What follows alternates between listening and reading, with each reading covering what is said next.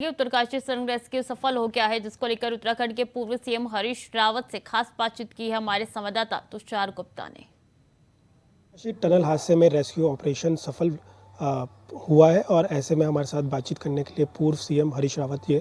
Sir, एक बड़ी सफलता मिली है 17 दिन बाद, किस तरह से देखते हैं? बहुत बड़ी सफलता है और इससे जो पिछली सारी घटनाएं थी जिसमें कई प्रश्न चिन्ह लगे थे, उन के बाद एक नया सवेरा है।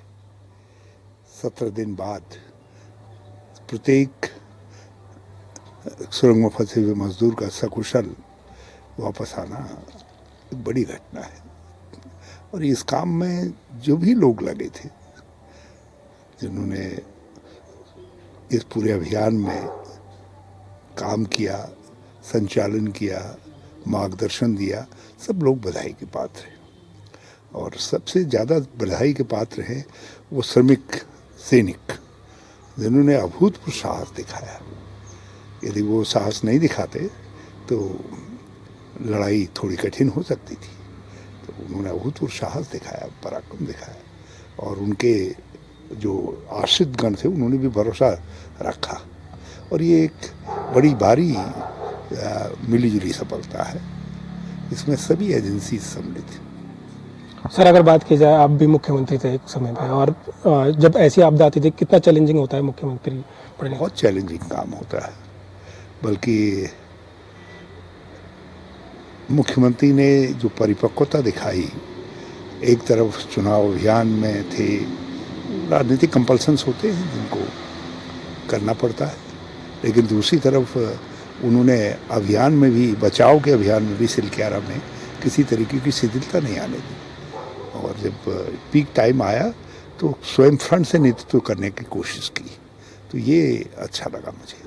सर, अगर बात की जाए उत्तराखंड की भौगोलिक स्थिति, कहा जाता है कि कच्चे पहाड़ हैं, और जिस तरह से जो कंपनियां इन्वेस्ट कर रही हैं, सड़कें बन रही है, टनल्स बन रहे हैं, क्या इस सारे मामले में एक बार नए सिरे से सोचने की आवश्यकता है। मैंने कल बधाई देते हुए इस बात को ट्वीट किया कि सिलक्यारा के बाद सोचना है, क्योंकि बहुत सारी विफलताएं, बहुत सारे सवाल, बहुत सारी चीज़ें, अंत भला सो भला, लेकिन सवाल तो अपने सामने खड़े हैं ना। यदि हम उसका उत्तर नहीं देखेंगे तो कई और सिलक्यारा जो है हमारी प्रतीक्षा कर सकते हैं। कोई और सिलक्यारा की स्थिति ना आए, कोई और दूसरा इम्तिहान ऐसा ना आए, उसके लिए सोचना और काम करने की आवश्यकता है। सर, टनल के सर्वे भी होने चाहिए, आपको लगता है? टनल के सर्वे होने चाहिए, जिस तरह से टनल बनाए जा रहे हैं उनकी गुणवत्ता पे। टनल जहाँ आवश्यक है, जहाँ पर देखिए, रारी में टनल आवश्यक, क्योंकि एक लंबा स्ट्रेच है जिस जो दूरी को बढ़ाता था, लेकिन हर जगह हर चीज़ टनल में नहीं निकाली जा सकती है। टनल जो हमारी अवधारणा है प्रकृति की, उत्तराखंड की, उससे उस पर भी हमला है टनल टेक्नोलॉजी जो है। और साथ साथ हमारी आजीविका के साथ भी है। हमारी आजीविका यही धरती तो है। यदि सारा आवागमन आप टनल में करने लग जाएंगे तो मनुष्य की आजीविका कहाँ से जुड़ी रहेगी? बहुत सारे सवालात हैं जिन पर गंभीरता से विकास होना चाहिए, नई टेक्नोलॉजी आनी चाहिए, मगर उसका लक्ष्य क्या होना चाहिए? और लक्ष्य होना चाहिए पर्यावरण और पुरुष व्यक्ति, ये दोनों की सुरक्षा, इनकी बेहतरी। यदि लक्ष्य है तो स्वागत है।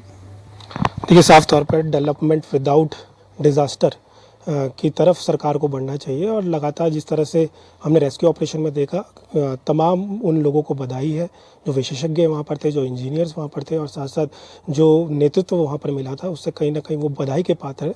लेकिन जिस तरह से रेस्क्यू ऑपरेशन चलाया गया, जिस तरह से हादसा हुआ, कहीं ना कहीं आने वाले समय में इसका जो एग्जाम्पल है वो लेना चाहिए। कैमरा जर्नलिस्ट निशांत चौहान के साथ मैं तुषार गुप्ता, इंडिया वॉइस, देहरादून। तो फिलहाल के लिए देवभूमि समाचार में इतना ही। खबरें लगातार जारी है, देखते रहिए इंडिया वॉइस।